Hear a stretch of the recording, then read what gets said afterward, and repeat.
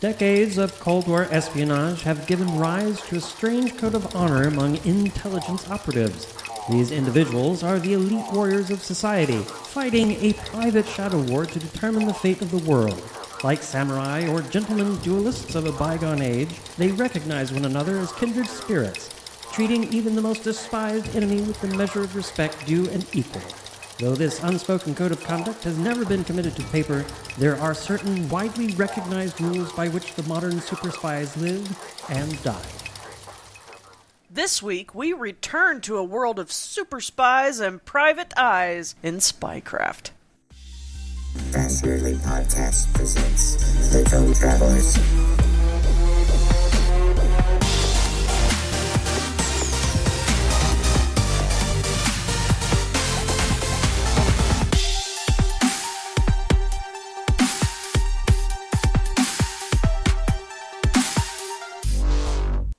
Hello, and welcome to Tome Travelers. Hello. This is John, and today I'm joined by Roxy. Hello. And Sam. Reporting for duty. And we are jumping back into a topic, a game that we did last season. Yes, please. We're talking about Spycraft. And we are returning to this property. Yeah, we did this last time, and it's actually still among some of our top... It's in our top... Both episodes are in our top 10. Yeah.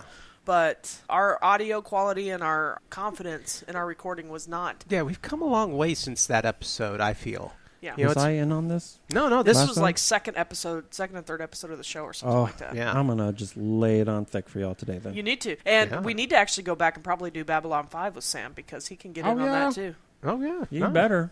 But hey, I'm perfectly happy with that because... Well, as long as that's not one of mine. We didn't really have a show format when we were doing that one, and it was all about, okay, we're going to do a history show, and then we're going to do a character creation show, and we don't really do the character creation ones anymore. Although people seem to like it, or at least I got a lot of listeners they like listening to us. I created Maxwell Smart for this. Yeah. That was my concept that I was working off of. Yeah. And it was fun. We had a great time doing it, and I think that's what attracted people to it. Was that I hope so. Yeah. They heard us having fun making characters, and honestly, there's now a entire show. I think it's on the RPG Academy Network, making characters. But so we're returning to this property with a new host. We are going to have a special guest interview following this episode. And I just feel like we're in a place where we can talk about this property better altogether. Yeah. And quite frankly, people love spy stuff. Spy stuff is pretty cool. I mean, I will say, I'm not a big James Bond fan, but other kinds of spy shows and movies, more modern ones, I think those are pretty neat. Espionage is a huge topic. It's not just James Bond, and it's not just, spies. Espionage, going down some, ideas, like Archer. Everybody loves Archer. That show is freaking amazing. Absolutely. I need to watch more of that. Blacklist is an espionage show. Blacklist is pretty good, yeah. Spy Games, the movie, was phenomenal. That's Redford and Brad Pitt. Yeah, that's a really good... There is, of course, your favorite, What's Up, Tiger Lily, which we talked about last show. Well, yeah, I like... We were talking about it. The original is not What's Up, Tiger Lily. No, but What's Up, Tiger Lily is what you've watched and you enjoy the heck out of. Yeah, but yeah. We were talking about how I think Woody Allen is a skeeve monster, and I'm like, and it really sucks because What's Up, Tiger Lily is really... Have you seen that? No. What's Up, Tiger Lily is they take a Japanese James Bond knockoff from the 60s and they dub it, and he redubs it, the whole movie is redubbed. And they're looking for this. It's like an egg salad recipe. They're looking for a code in a reel of paper, like a ticker tape, but it's an egg salad recipe. Yeah. But it's hilarious. Culinary espionage. Culinary espionage. It is funny, but God, I hate that it's Woody Allen because he's such a gross human, and I don't want to do anything to do with it. It's one of those movies. Before I knew he was a gross human because I was a kid. But there's so many things. Burn Notice. And all these shows combine and have elements of espionage. I'm surprised you didn't have Tinker Tailor Soldier Spy. Oh, that's another good one. That's more Cold War. Mm-hmm. That's good. That's good. Gary Oldman and Benedict Cumberbatch. Yeah. And, there's a lot of big names. I want to say Colin Firth is in it. Yeah, I think so. Yeah. Is Rickman in that? Oh, I don't think so. No. Rick, okay, one of the 5 British actors did not make it into that movie. Espionage is a huge topic. Everybody loves it. I don't know what it is that draws us to it. Maybe it's the mystery. I think it's, I don't know. I just like stuff that feels like right outside of the realm of possibility. Mm-hmm. Because even that to me kind of feels like fantasy, because like I could never do some of the things that these spies do, or they're either the gadgets, whether it's the gadgets or it's not even gadgets, but they have access to processes to forge documents or to get in and out of countries. I don't know. All that stuff just seems bizarre to me. Danger, power, mystery, intrigue. These are all things that I think we're attracted to. Yeah. I think part of it is also not just those things. I mean, I agree with what you're saying, but also every James Bond movie, he does something that is somewhat global in scale. You know, Goldfinger was going to rob the gold reserves. What was the other one? Not Thunderball. What was the one in space? Oh, Moonraker. Moonraker was going to, do something to Didn't the globe. we talk about Moonraker 2 episodes? Yeah, that's right, we did. But all of these things affect the world, and the spy is the linchpin for that. I mean, that's kind of very you feel attractive. more important. Exactly. Definitely. Yeah, there you go. Yeah. Here. Well, we're going to do something that we didn't do last show, and we're going to talk about some events of 2002 that we hadn't mentioned before. Some of these are new, some of these are old that you might have heard on other shows, but some of them are, I think, pretty cool. 2002, we have the Axis of Evil, coined by then-President George W. Bush. That? I regretted that. Oh, okay. I regretted that choice of word. World War II, it was just the Axis powers. It wasn't the Axis of Evil. Yeah, okay. No, he used that imagery. To tie it in. Yeah. It's a very powerful imagery to do what were the Axis of Evil in 2002? I know Afghanistan, Iraq. And I believe North Korea. Are they even in a line? No, they weren't. It was just a bunch of garbage. It was a way to mobilize. He was trying to, because, not that it wasn't already happening. I mean, 9/11 was such an event that I do believe civilians were already kind of trying to unite in some fashion. But he was trying to get that, because we have not in this country experienced the support for a military endeavor since World War II, like we had in World War II, where everybody was sold. I mean, I know that probably isn't true, but initially we were very isolationist. Yeah, but for the way that if you look back at World War II movies and the romanticizing of that era, the women went to work and they built planes and they built guns, and in Canada they were building bombs and they were doing this, and everybody chipped in and helped the war effort, and everybody was fine with rationing, to help the war effort and all this junk. The famous turn the kitchen, well, probably not famous for this generation, but there was even the radio ad, turn the kitchen light off.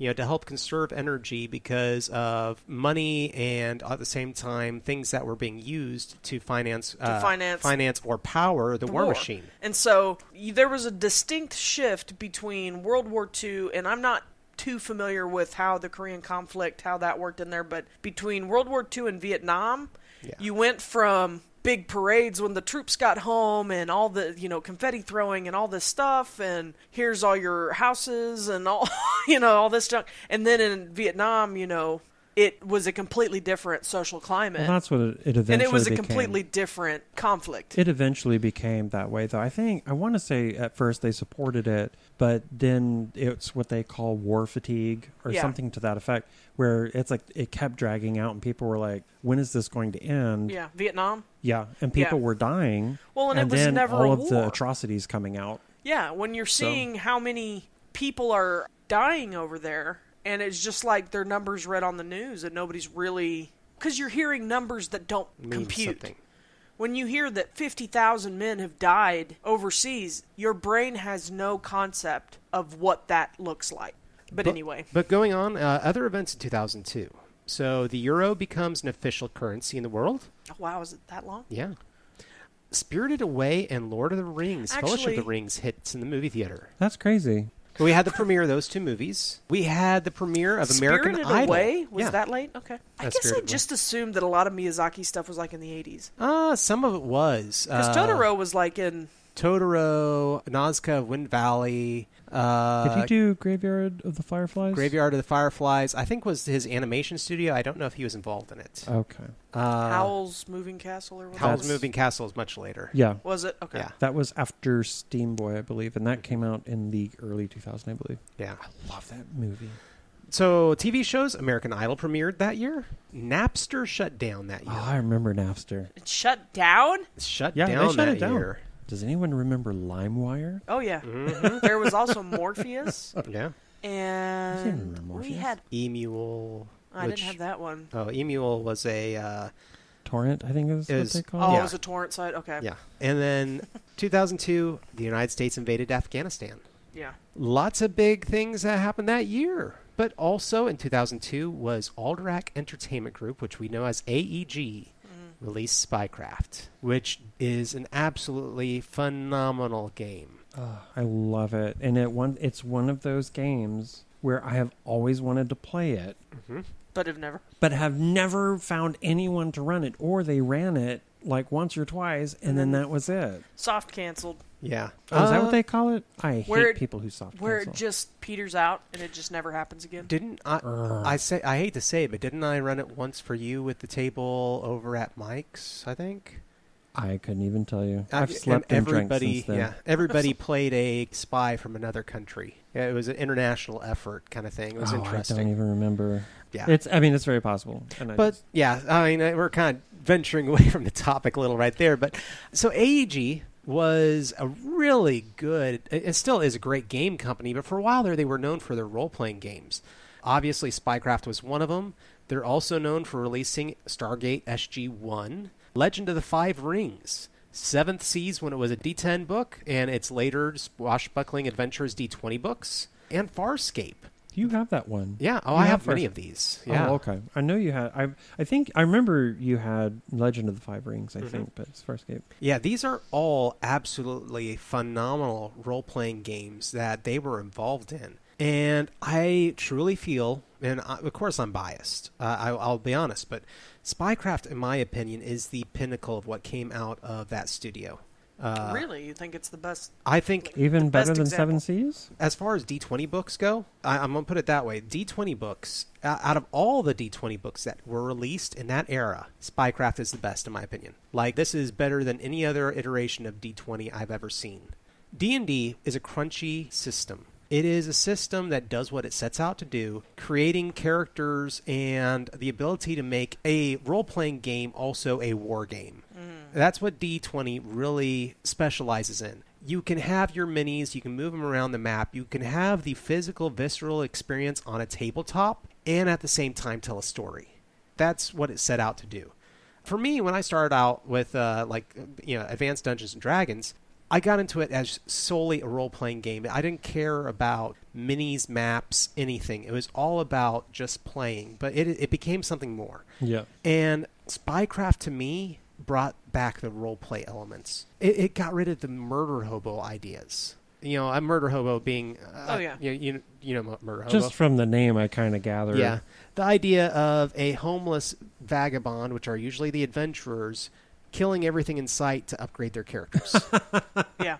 Gotcha. Yeah. Gotcha. That's fantastic. Yeah, it's usually a bad thing because they are not a part of the world. They walk around and there is no immersive experience. It's all about just upgrading your character. Yeah, And that's so- just more. It's like you might as well just play World of Warcraft or something. Yeah. This is what I feel Spycraft did differently and did perfectly. And I do have the books out there. And so Spycraft is like the Bond-esque cinematic super spy counterpart to other series called Shadow Force Archer, which is a little bit more paranormally Edgelord. influenced shadow conspiracy in a mystical version of the Earth where So- psionic okay. powers are real. I was going to say, because I don't quite remember what we discussed, but I was like, when you say paranormal, are you referring more to like X-Files-y type paranormal, but you're talking like powers and Yeah, stuff too? psychics and Okay. Illuminati confirmed and all that stuff. Yeah. That's essentially Shadow Force Archer. That would be pretty cool. Yeah. Spycraft was the more hard-edged experience. But so why do I feel this way about this game? So races in this game became departments. You know, you had Department 1 through 5. I think there might have been, and a Department 0, I think. Each one had its own... I don't know. You're looking at me like I'm going to answer this question. No. I'm... Let me check. Yeah. Each one had its own purpose. Department 0 is secret. Yeah. Some of them were power brokerages. Some of them were wet works. Yeah, Department 0, the home office. Yeah. Department 1, the power brokerage. Department 2, military operations. Surprise, it took 2 numbers to get there. Mm-hmm. Department 3, computer espionage. Takes them a while to count. Department 4, urban assault. Department 5, black ops. Department 6, wet works. And the basement. Yep. That's your black ops. Yeah, there. well, the basement... Well, I guess black ops is 5, but... The basement is actually the X-Files. Yeah, I was about to say. Oh, okay. Well, that makes sense. That's where Mulder's office was, Yep. I'm pretty sure. But... Wet works. That's like... That's when you get splattered by blood Assassin. because you're an assassin. You're getting... Oh, Wet okay. works. Assassination That's... groups, Oh, squads, okay. Yeah. murder See, squads. there was something in off topic.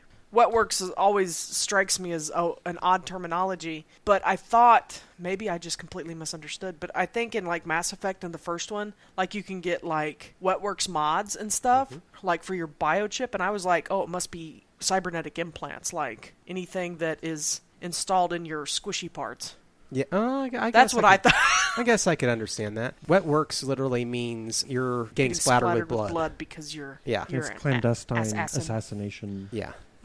Assassination. tasks. Yep. You know, it introduced modern skills that were very applicable. It gave new ideas of defense. You know, D&D relies on armor to bump up your numbers. This, dexterity and armor and playing off each other and magic. This game does have body armor, but you actually, as an agent, your defense number goes up because as you're leveling, you're getting better at your job of not getting hit by bullets or other things. You have a high-speed chase system, which was later adopted by White Wolf for the Aeonverse. You know, it's not an unknown thing that games borrow from each other ever so often. Different things will translate to other game systems. It's just the way it is. Wounds and Vitality, which is also in the D20 version of Star Wars, where you have your Vitality, which is a number representing near misses and wounds being actual physical damage. That was in the Star Wars D20 system, and it's in the Spycraft system as well. We have action dice for the players, which is kind of a cool thing that no other D20 game at the time did. And that is each session you would get numbers that would numerically add to your rolls. What are some like of the games? dynamic dice? Like Dynamic in Ninja Dice Crusade? in Ninja Crusade. Or Star Momentum, Trek. Yeah, Star The Trek. Star Trek game now. Momentum dice? Yeah, Momentum Dice and other things like that. It's the opportunity to add I have to show you my numbers to minis. that. Now, it also, when I say it got rid of the murder hobo aspect and made it more story-based, Get out of here, murder hobos. You're not welcome in our town either. there's no equipment list with cash values in it. You aren't stealing and selling, or robbing and selling, or finding and selling.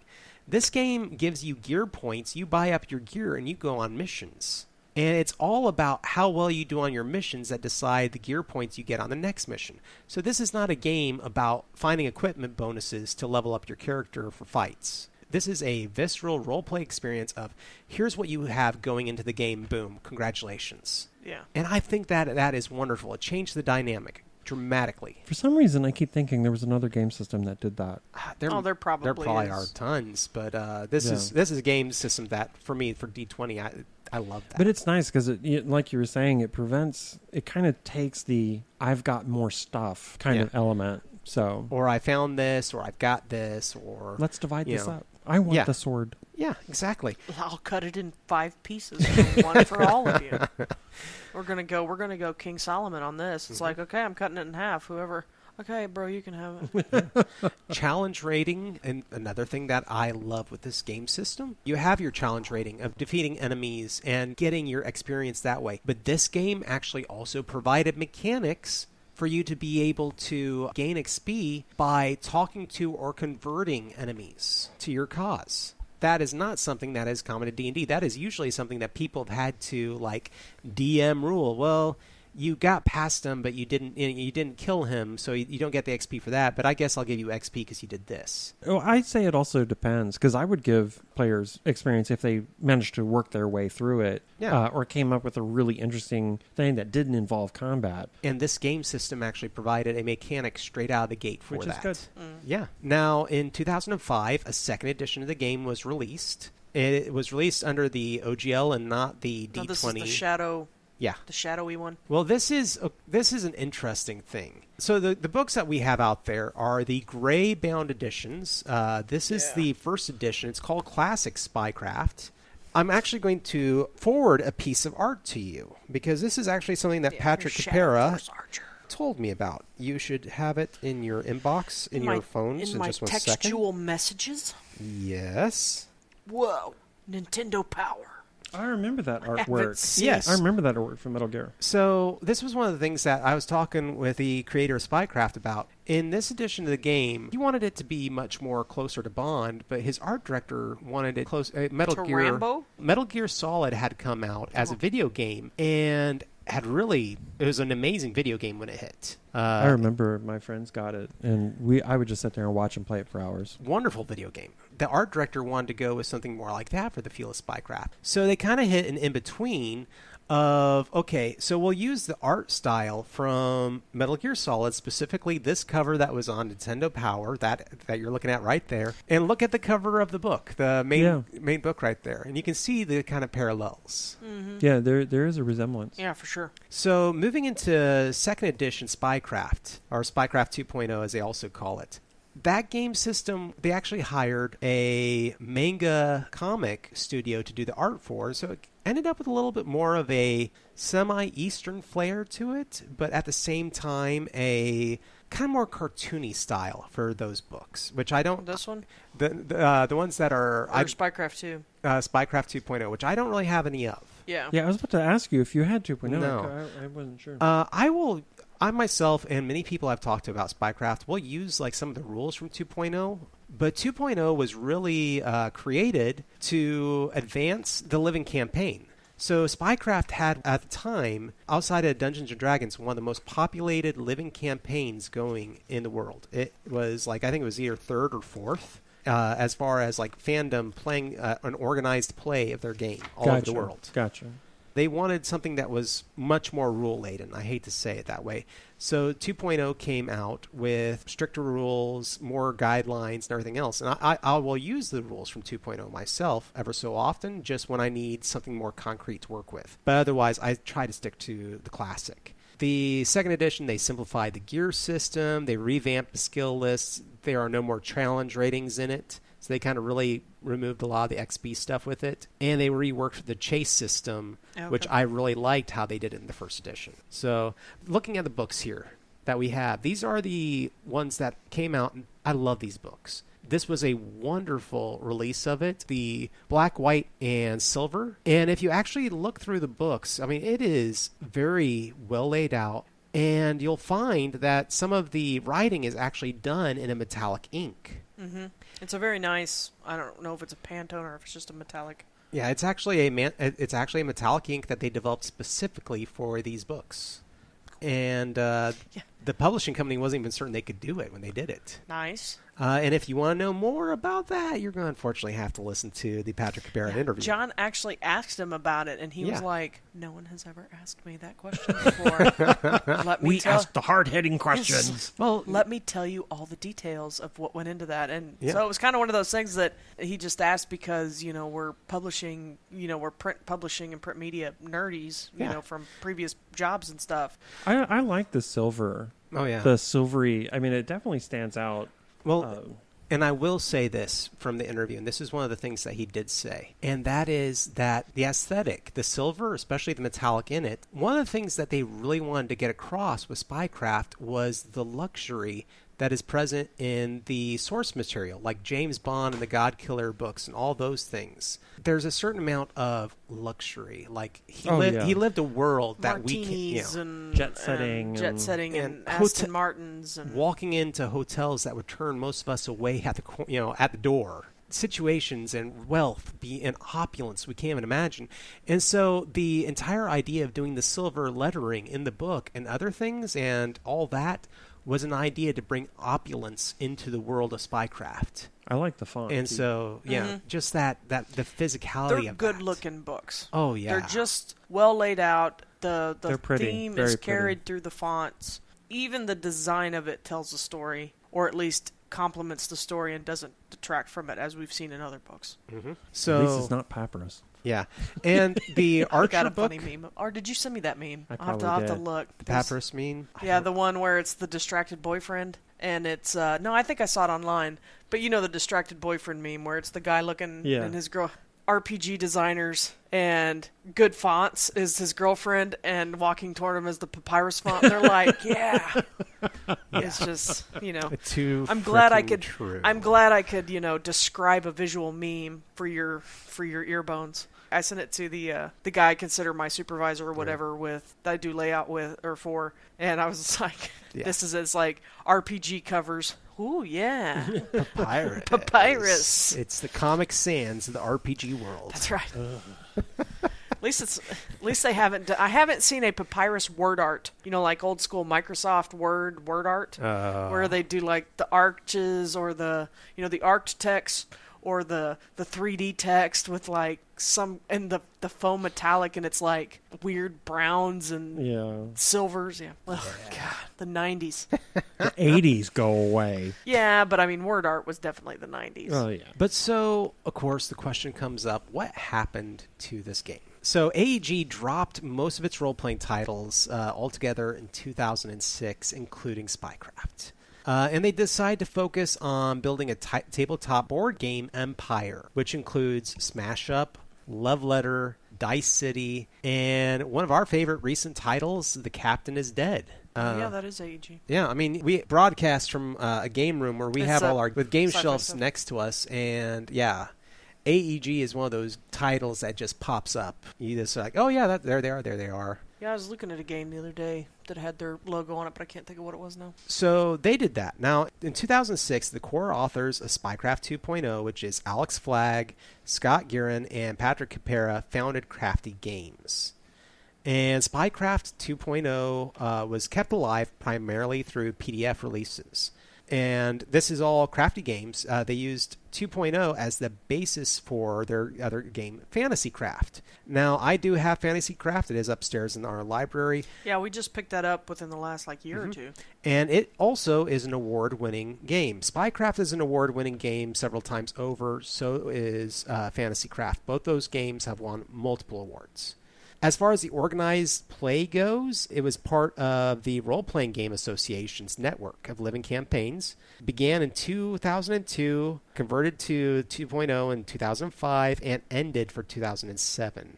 And all the materials for that game, for both Classic and 2.0, are available as PDFs through DriveThru RPG. Am I correct in saying that the new Spycraft logo is almost kind of like a groovy hippie-looking logo? Oh, no. They Is it not? it's much more almost computer textual. Is it? Okay, my bad. What am I thinking of? I would almost compare the 2.0 logo to some of the stuff in Aberrant with the layout in that book. I am not a big fan of 2.0's visuals. Yeah. But, it was very popular at the time. I will say that. Last point of note in all this, which I will toss out briefly. This is something that I talked about with Patrick Capera, and that is that there is an intent to release a Spycraft 3. So there will be a third edition of Spycraft. We don't know when it's coming. We don't know when it will hit, but they assure us that it will come, and there will be playtesting going on and all sorts of stuff when it hits, which you can guarantee I'm going to get in on. You better tell me. So Because I want to be on part of that too. yeah, and I want to be on that too. all Are these you making things. fun of me? I'm not making fun. I am highlighting in a different way. I don't know exactly what you said, but I suspect Yeah, it there was it is. bad. That's There not it really is. computery. It's not what I thought was like thinking the, either, but the background new. green kind of reminds me of That's 2.0. almost like You know, when I saw that, the first thing I thought of was Spy Kids. it looks a little more... Because that title was kind of like that, if yeah, I remember correctly. and even the art feels a little bit more cartoony. But you can definitely pick up the manga anime kind of aspect to it. It's not entirely a Western style. No, not It looks vaguely like from the 90s. The comics in the 90s, they were really heavy into the computer shading and everything else. Yeah. So it looks good. It looks really pretty. Yeah, no, I mean, it looks cool. pretty, but it just definitely looks different Yeah. Yeah, from it's very different. classic Spycraft. I prefer classic Spycraft. That is Me my too. baby.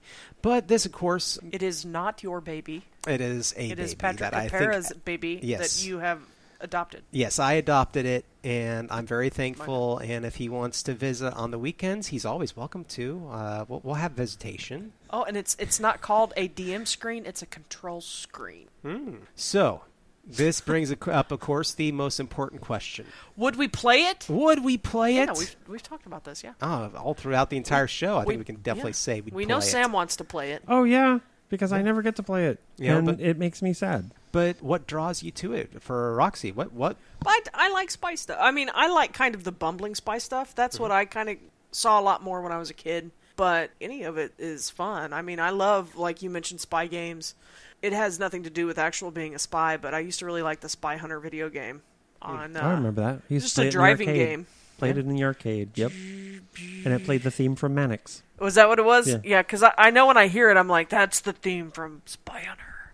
Yep. I loved that Or game. at least I think it was. Probably yeah, I was. think that was the theme from Mannix. Yeah, it was definitely something else, but But that's, it's commonly like associated with Bond, but it's not actually. I don't think it is actually. Now that I think. it. yeah. No, yeah. It's commonly associated with Bond, but it isn't him. Yeah. Yeah.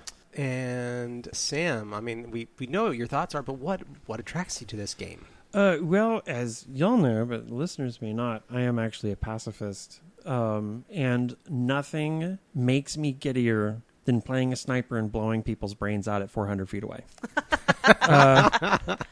No, actually, I love it because it's a challenge. And once again, like all role-playing games, it allows you to step outside who you are, and you can be whatever. And I mean, I love the spy or stealth games, which Sniper is just fantastic for that. And it's a nice departure. And once again, being part of something that affects the world or affects a country, that's exciting. That's a lot of fun because I have no control of my own life. I have no control, so I want to exert control over that. And see, that's one of those fantastical elements that I like about espionage type things, is that they seem to be able to operate completely outside of the bounds of anything. They are cutting their own path, doing their own thing. They may be governmentally sanctioned for a hot minute, and then they go bad. Burn Notice is one of my favorite shows. That was a great... I don't know if you ever saw that. I've only seen bits and pieces. That's the one with what's-his-face in it. Michael... Oh, no, that was his character's name in the show. The guy Ash. Bruce Campbell. Bruce Campbell, yeah. Yeah. Jeffrey Donovan is the main character, Michael Weston. But he is a spy who gets burned, or essentially, cut off by the CIA. As far as the government is concerned, he does not exist. And he wants to find out who did this to him and why. That show ran for 6 glorious seasons, and I loved every single freaking episode. But as for me, I mean, obviously, I absolutely love this series. I would say that in the modern setting of D20, that from that era, this is the best book that ever came out for modern. Rule-wise, art-wise, layout-wise, writing-wise, the best. And so it holds a very special place for me when I think about this game. There is actually, my intent with this is to definitely run it. There is an adventure in there, which I'm just going to toss out for our listeners. It's an adventure set in the throughout time for espionage, but specifically in the Cuban Missile Crisis era. Oh, Okay, 1960s. So the 60s. Yeah. Actually, wasn't that the game we were playing? We were playing At one Mike's? of them. It was the 1960s, I want to But say. the one we were playing was much more ridiculous, I'll be honest, because it involved... You were going to end up on an island in the Pacific where there was a nuclear device, and there was going to be a volcano explosion and all kinds sweet. of stuff. I mean, that one was so completely but see, a that's- 60s Bond one. Yeah, it's like Dr. No. It's like, oh my goodness, what in the world is going on? It's crazy. But the one that I want to run is much more realistic in its content. and deals with the Cuban Missile Crisis and also Soviet Russia selling missiles to Cuba. Okay. And part of the game actually involves your characters listening to a real speech by JFK on the Cuban Missile Crisis.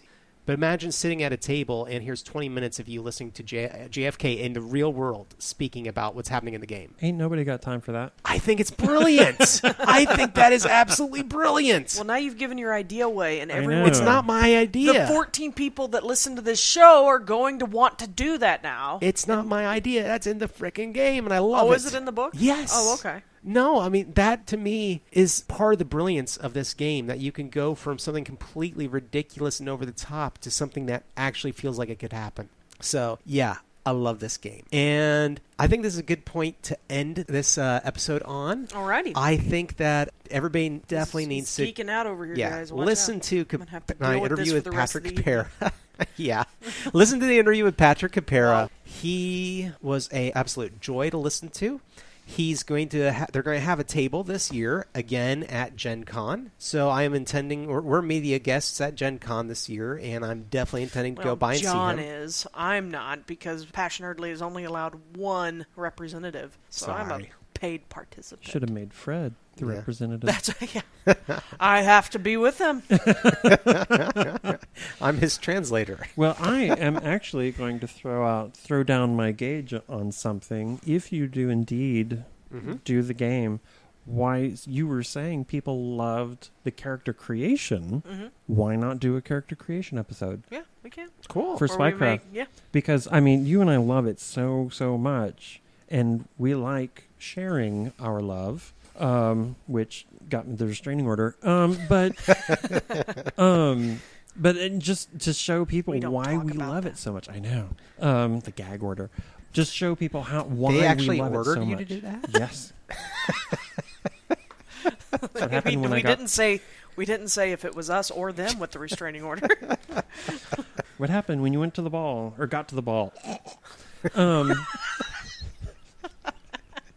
Let's show the people why we love this game so much. Yeah, absolutely. And you better call me. If you don't, I will be very sad. you are You're in. on speed dial, Sam. Oh, You're yes. in our iPhone favorites. Yay!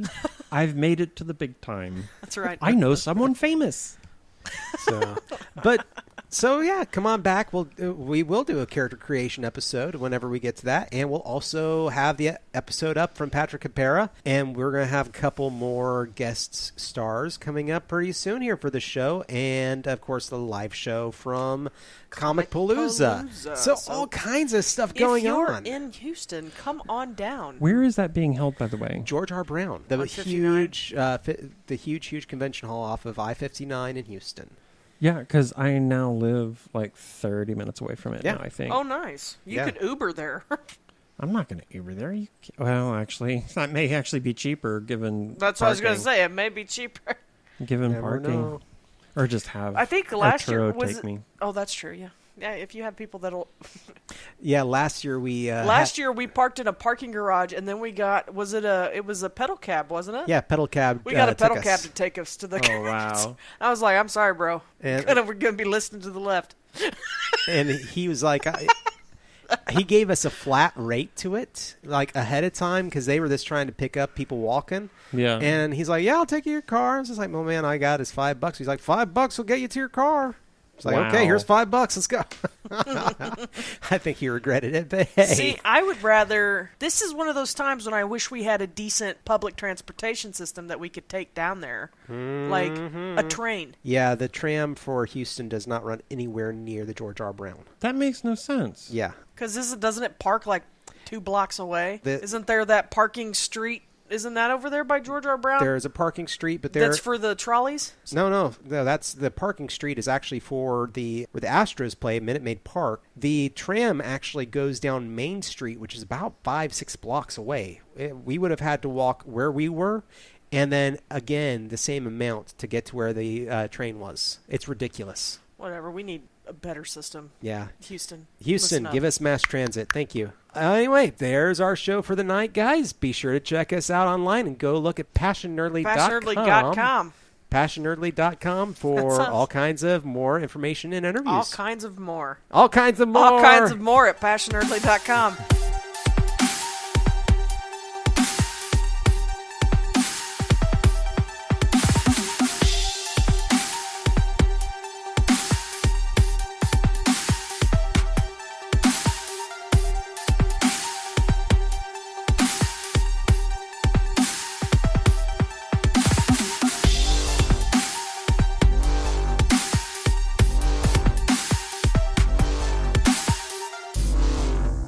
Passionately Podcast presents The Tome Travelers.